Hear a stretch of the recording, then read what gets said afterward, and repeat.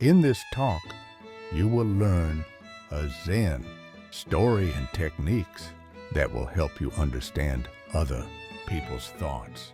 While the stories offer an enjoyable narrative, the techniques will give you practical tools. Story 1. The Wise Blind Brother. Long ago, in a small village, there lived two brothers. The older brother was blind and therefore spent most of his time at home, while the younger brother worked as a farmer. However, animals often damaged the fields, causing ongoing problems. The younger brother decided to ask for help. The older brother suggested that he could scare the animals away using his voice.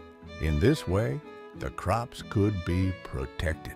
Liking this idea, the younger brother built a small hut in the field and placed his blind brother inside it. He told him to shout whenever he heard an animal. This way, the animals would run away and the crops would be saved. The blind brother accepted the idea and they put the plan into action. One day, a deer ran through the field, damaging the fence, and escaped. A king who was chasing the deer arrived at the field and asked the blind brother whether he had seen a deer pass by. The blind brother replied, "Your Majesty, I am blind. How could I see a deer? But the animal that left my field is not worth your time chasing."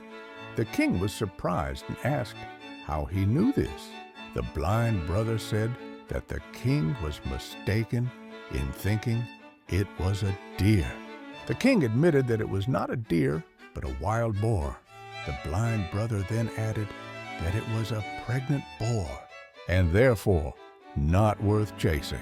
Hearing this, the king was astonished. He could not understand how a blind man could know that the animal was pregnant. Curious, the king ordered his commander to capture the animal alive. When the commander returned, he confirmed that the boar was indeed pregnant.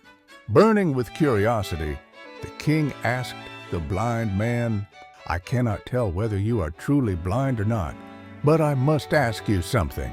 Will you answer me honestly?" The blind brother replied, "Your Majesty, you may ask anything. I will answer truthfully." The king said, "You seem to be a wise man who understands many things. How do these thoughts come to your mind?" When the king insisted and even threatened punishment, the blind brother said, "Your Majesty, before I answer, you must do me a favor."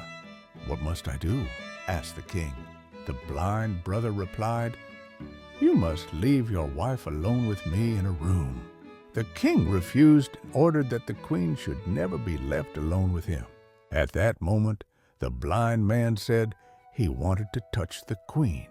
Hearing this, the queen became angry and struck him with her hands and feet. The blind man somehow escaped and went to the king, saying, "Your Majesty, your wife is not loyal to you." The king, furious, drew his sword and went to the queen to ask the truth. The queen said, "Even if you kill me, I am loyal." The king then asked how the blind man knew this. The blind brother answered, "Your Majesty, you asked me many questions, and I answered them all correctly. If you were another king, you would have rewarded me greatly by now. But you did not give me even a single coin. From this, I understood that you are stingy." The king burst into laughter and said, "I will give you whatever you want. Just tell me how I can distinguish truth from falsehood and give such accurate answers." The blind brother replied, "Your Majesty, by nature I am blind. If I had eyes, you could easily understand other people's thoughts. Since I do not have eyes, I understand through actions. When I want to learn something about someone, I give them a task and observe how they carry it out. In this way, I understand what is happening in their mind." The king asked, "Can I also understand other people's thoughts?" The blind brother answered, "Of course you can. But first, you must work on yourself. Calm your mind and focus on the present moment. Today, I will teach you a method.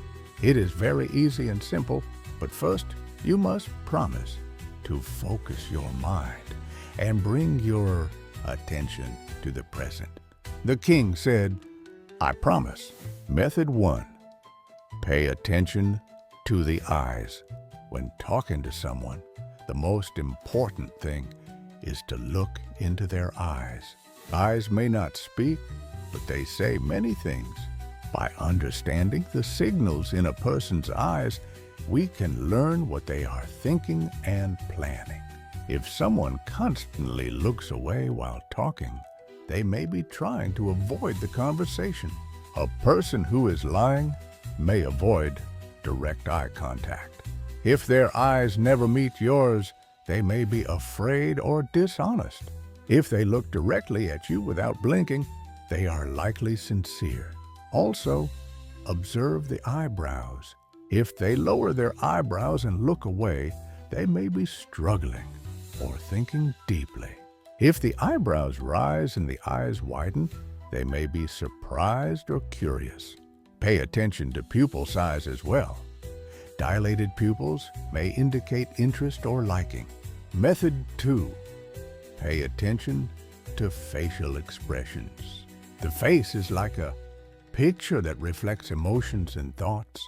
By observing facial expressions, we can understand whether someone is happy, sad, angry, or excited.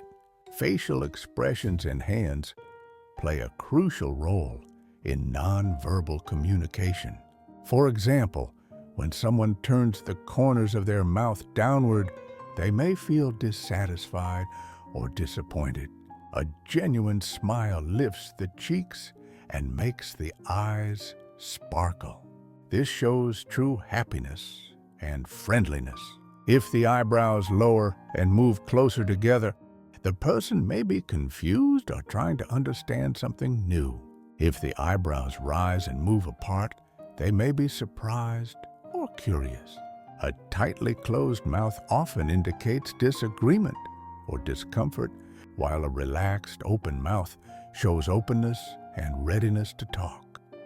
To understand facial expressions better, you must be patient and carefully observe small nuances. These subtle signals reveal what is happening in a person's heart and mind and help you connect with them more deeply. Method 3. Pay attention to hand movements. Hands play an important role in expressing thoughts and emotions. If someone moves their hands quickly while speaking, they may be nervous, impatient, or eager to end the conversation. Crossed arms often indicate disagreement, discomfort, emotional distance. When you see this, be gentle and patient so the person feels more comfortable opening up. If someone leans toward you, it usually shows interest and attentiveness. By carefully observing hand movements, you can better understand what a person is thinking and feeling. These small but important signals help you read their inner world and build stronger connections. If you understand and apply these methods correctly, you can quickly grasp what is happening in a person's mind and how attentively they are listening. But before all of this, you must first focus your mind on the present moment. And don't forget to like, subscribe, and turn on notifications. Your support fuels this journey. Remember, knowledge has the power to elevate your life.